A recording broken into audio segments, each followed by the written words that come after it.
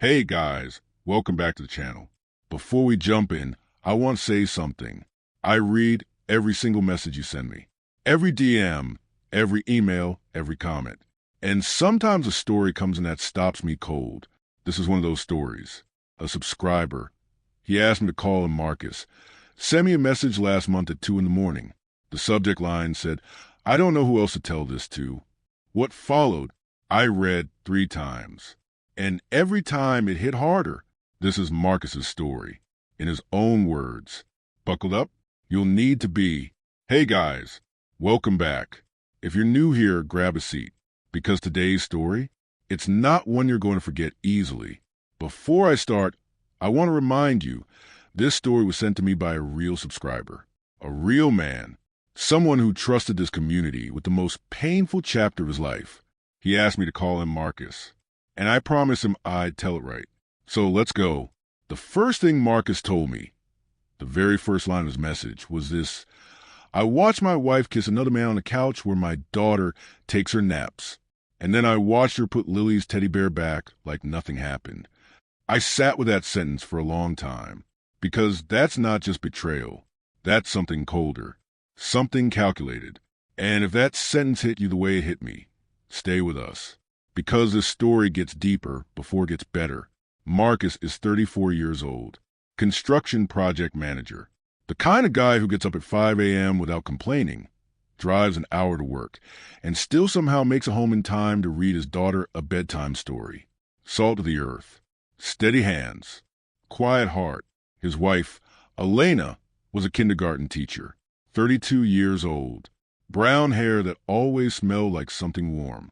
The kind of woman who remembered everyone's birthdays and brought soup when neighbors were sick. People loved her. Marcus adored her. They met in college. Junior year, Marcus was studying civil engineering. Elena was in education.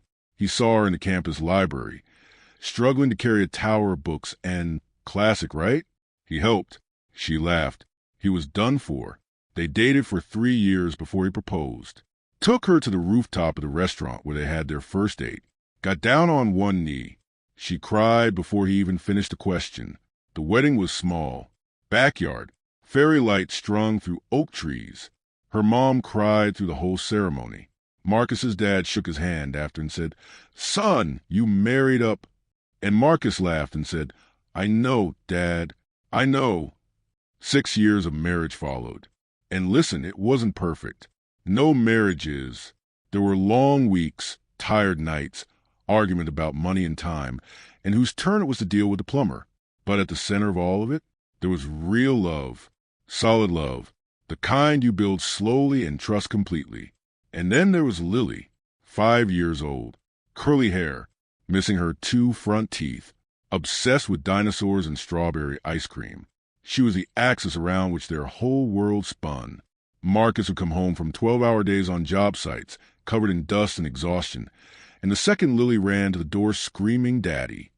Every ounce of tired disappeared, just like that. Sunday mornings were their thing. Elena made French toast. Lily sat on the kitchen counter and helped, which mostly meant eating chocolate chips straight from the bag. Marcus would come up behind Elena, wrap his arms around her waist, and she'd lean back into him and hum. No phones. No rushing. Just the 3 of them in that warm, bright kitchen.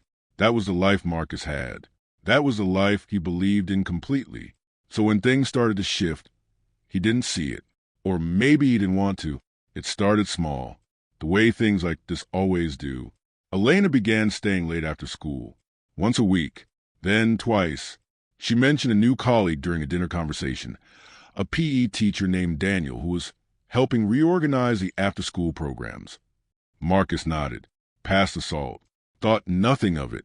But then, and this is the part where Marcus said his stomach first turned, even if he didn't understand why, her phone started going face down on the dinner table. She'd always been the type to leave its screen up, charging on the counter. Suddenly, every time it buzzed, her hand moved first. He told himself he was imagining it, told himself he was stressed from work, told himself that good husbands don't snoop, don't suspect, don't become that guy.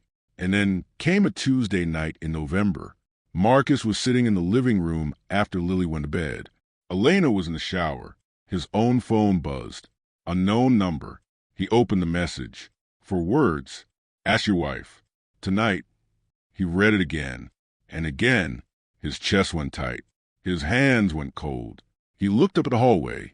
Steam curling from beneath the bathroom door. Sound of water running. Elena humming softly inside.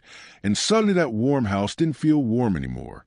He sat there holding those 4 words until the water shut off.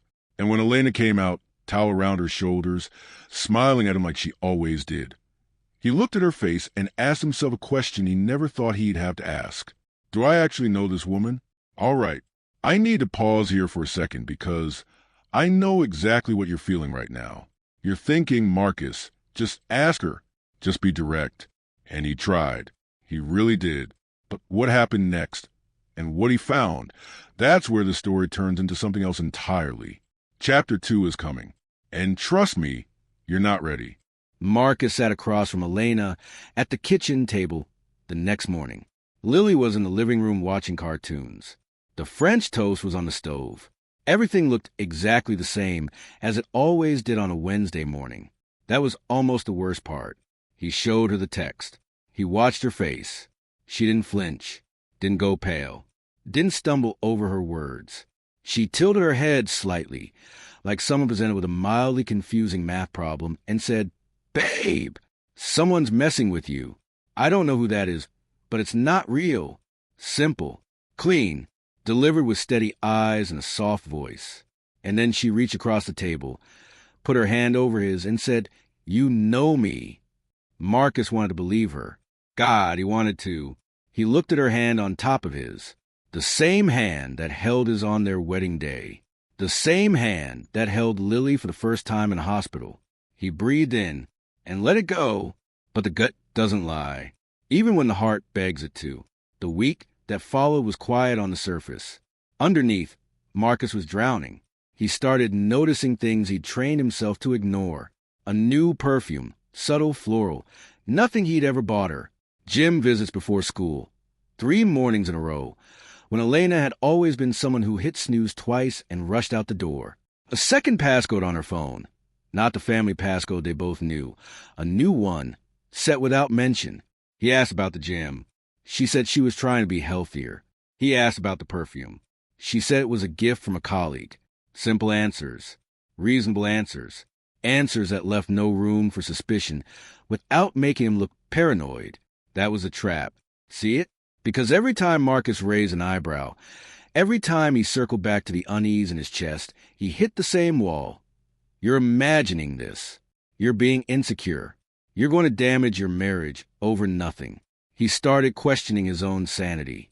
That's the cruelest part of this phase. It's not what the other person does to you. It's what the doubt does to you from the inside. Then Daniel came up again, not suspiciously. Casually, Elena mentioned him over dinner. Something about a school fundraiser he'd helped organize. She said his name the same way she'd say anyone's name. But Marcus heard it differently now. He paid attention to the way her mouth moved when she said it, whether she smiled a half-second too long, whether her eyes went somewhere else. He felt disgusting for thinking it. He hated himself for watching her that way. But he couldn't stop. He Googled Daniel, found his school staff profile, 36, athletic, coaching credentials, a LinkedIn photo of him at some charity run, grinning wide. Marcus stared at that photo for longer than he'd like to admit. And then late one night, after Elena and Lily were asleep, he opened Amazon. He searched, small hidden camera home security. He told me he sat with his finger hovering over the buy button for 20 minutes. He felt sick. He felt like he was becoming someone he never wanted to be. The suspicious husband, the surveilling husband, the kind of man he'd always looked down on. But then he thought about those 4 words. Ask your wife. Tonight, he thought about the face-down phone, the new perfume, the way she said Daniel's name. He clicked buy. The camera arrived in 2 days. Small, black, shaped like a digital clock. Marcus set up on the living room bookshelf on a Thursday morning before work, angled toward the couch and the front door. He downloaded the app, tested the motion sensor, set it to record whenever movement was detected. Then he kissed Elena goodbye kissed Lily on the forehead, and drove to work feeling like a criminal. The first 3 days, nothing. Elena came home at the regular time, made dinner, helped Lily with a puzzle, talked on the phone with her mother. Normal. Completely normal. Marcus started feeling the guilt press down hard. He almost took the camera down twice. I'm destroying my own marriage with my own paranoia, he told himself. She deserves better than this. By day 6, he was convinced he was wrong. He decided he'd remove the camera that weekend, sit Elena down, tell her everything, the text, the suspicions, the camera, and ask for her forgiveness. Start over. Clean. That was day 6. Day 7 changed everything. Marcus was on a job site that morning when his phone buzzed. Motion detected. 11:47 a.m. He figured it was the mailman, or Lily's babysitter dropping something off. He almost didn't open it, but something made him pull over. He sat in his work truck on the side of the road, dust from the site still on his hands, and opened the app. His thumb hovered over the play button. His heart was doing something strange. Not fast, not slow, just wrong. The way your body knows before your mind does. He pressed play, and the world he thought he lived in collapsed in 47 seconds of footage. I'm going to be honest with you right now. When Marcus described what he saw, what he heard, what he felt sitting in that truck, I had to put my phone down, because it's one thing to suspect. It's an entirely different thing to know.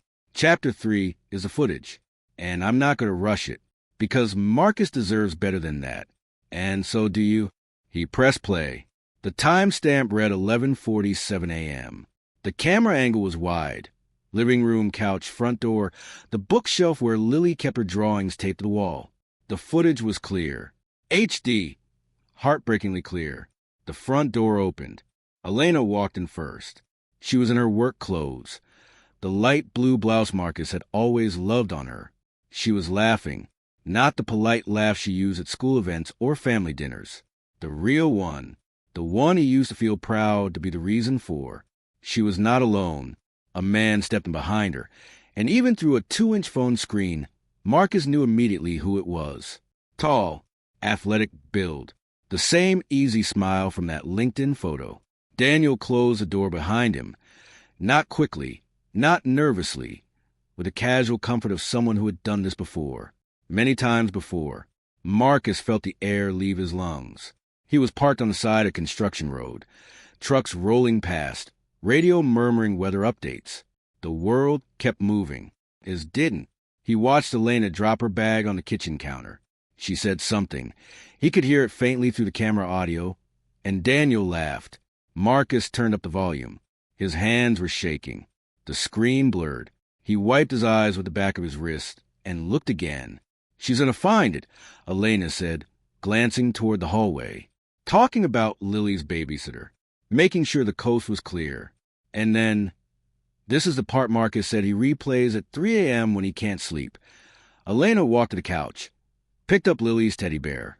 The warm brown one Lily has slept with since she was 18 months old, the one missing an eye from too much love, and carried it gently down the hallway, placed it safely out of the way.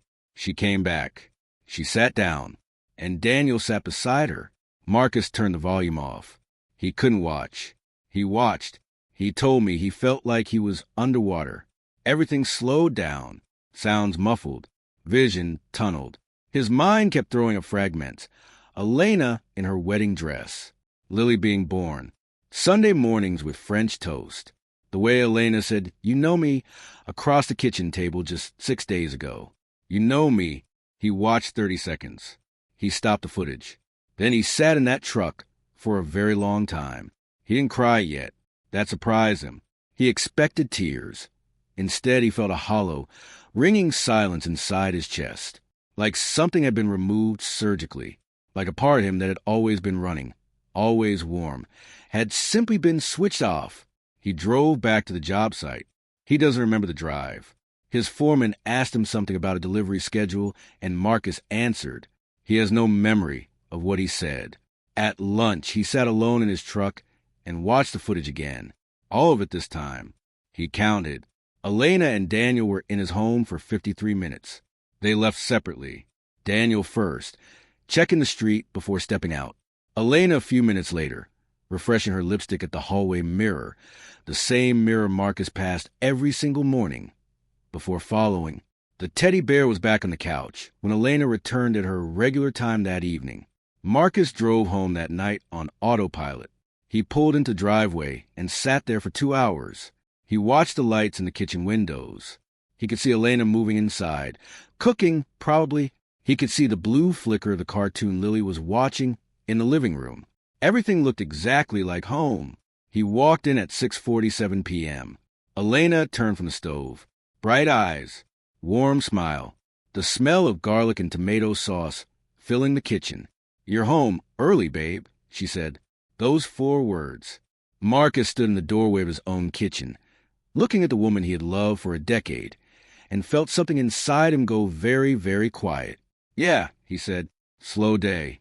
He hugged Lily. He washed his hands. He sat at the dinner table. He ate the food Elena cooked. He listened to Lily talk about a butterfly she'd seen at school. He asked the right questions. He smiled at the right moments. He said nothing. And later, after Lily was in bed, after Elena had fallen asleep with her book on her chest the way she always did, Marcus lay on his back in the dark and stared at the ceiling. He thought about the teddy bear, not about Daniel, not about Elena's laugh, not about 53 minutes.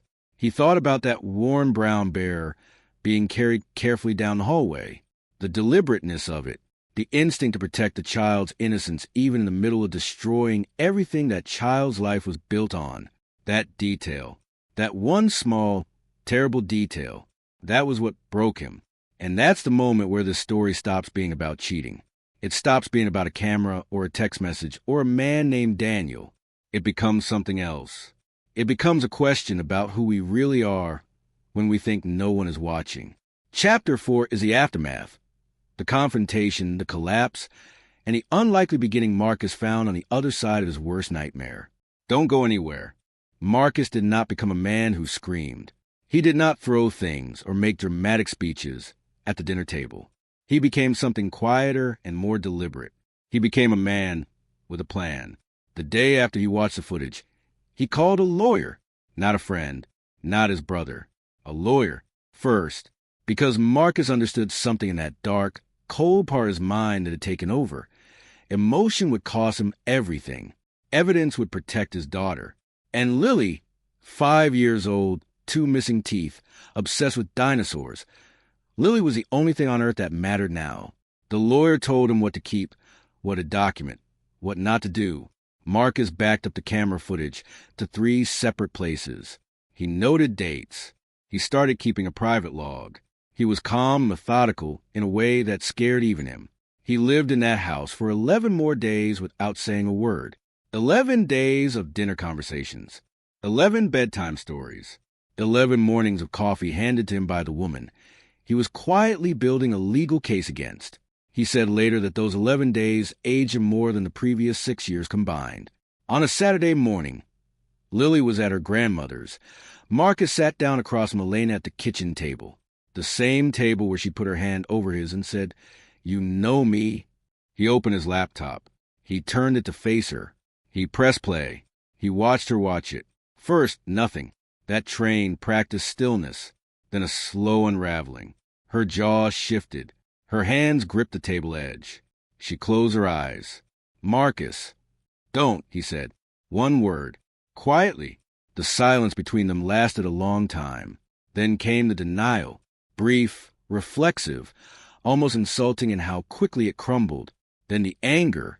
The shocking, disorienting pivot, where somehow his surveillance became the central issue. "You put a camera in our home? You've been spying on me?" Marcus didn't raise his voice. "You brought him into our home. You moved our daughter's bear off the couch first." That landed. He watched it land. Elena's face collapsed inward, like a building losing its supports. Then came the tears. The real ones, he thought, though he no longer trusted himself to know the difference. And finally, the explanation, the one that was supposed to make sense of everything. "I was lonely, Marcus. You were never here. You left at 5 and came home at 7, and you were exhausted, and I was invisible, and Daniel he listened to me." Marcus looked at her for a long time after that. I worked those hours, he said quietly, for this house, for Lily's school, for the life you said you wanted. He stood up. He picked up his keys. He walked out the front door. 3 days later, he got a phone call he didn't expect. A woman's voice, measured, careful. My name is Priya. I'm Daniel's wife. I think we need to talk. Priya had known for 2 months. She'd found hotel receipts, not a camera. She confronted Daniel twice. He denied it both times, passionately, convincingly. She almost believed him. She told Marcus she just needed to hear from someone else that she wasn't crazy. You're not crazy, Marcus told her. They talked for an hour and a half. 2 separate families. 2 people sitting in the wreckage of the same lie. Marcus told me that conversation, strange and painful as it was the first moment he felt less alone in all of it. Someone else understood the specific geography of this kind of devastation. The divorce took 7 months. The custody arrangement was the hardest part, not legally, but personally. Marcus fought for joint custody and got it. But the first night Lily was in the house, he sat on the kitchen floor with his back against a cabinet and stayed there until morning. He didn't eat. He didn't call anyone. He just sat there in that quiet kitchen and let himself feel the full weight of everything he'd lost. A week later, Lily came back for her days with him. She ran to the door, dinosaur backpack bouncing, and launched herself into his arms with complete trust. The way children do, without conditions, without history, without scorekeeping. "Daddy, are you sad?" she asked, studying his face with those enormous eyes. He smiled. "I was," he said, "but not right now." Marcus told me he started therapy 4 months after the separation. He said the first session he spent mostly staring at the carpet. The second session, he cried for the first time since everything happened. Not for Elena, for the version of his life he thought he had, for the Sunday mornings, for the man who handed his whole heart to someone and called it strength. His therapist told him something that stayed with him. The fact that you loved her that completely doesn't make you foolish. It makes you human. The loss of that love doesn't erase the man you were inside of it. Elena and Daniel's relationship, the thing built on the ruins of 2 families, lasted 4 months after both divorces were finalized. Marcus found out through a mutual friend. He felt nothing, not satisfaction, not vindication, nothing, which, he said, was its own kind of answer. He's in a different apartment now. Smaller, quieter. Lily's drawings are taped to the walls. Her dinosaur figures line the windowsill. Sunday mornings, it's just the 2 of them. French toast, cartoons, strawberry ice cream if she asks nicely enough. He told me his last words for this video slowly, like he was choosing each one from a difficult, hard-won collection. "I don't hate her," he wrote. "I wanted to. I tried to. But somewhere under all of it, I think I just feel sorry for her. Because I know what we had. I know what she chose to walk away from. And she's the one who has to live with knowing that. The camera showed me the truth, but Lily showed me the reason to keep going. And some mornings when she's laughing at cartoons and her French toast is getting cold because she's too busy talking, I think I might actually be okay. Tell them," he said at the end of his message to me, "tell them that surviving something like this is possible. Tell them the floor doesn't stay the floor forever. So I'm telling you, Marcus made it. And if you're sitting somewhere right now living inside a version of this story, I want you to hear that too. Now, I have to ask you something, and I need you to actually think about it before you answer in the comments below. If you discovered that the person you loved most was living a double life, what would break you more? The act itself, or the smile they wore while looking you in the eyes every single day? Drop it below. I read every single one. And if this story moved you, share it with someone who needs to hear it. Marcus asked us to tell it. The least we can do is make sure it reaches the right person. I'll see you in the next one. Take care of yourselves. Studio microphone.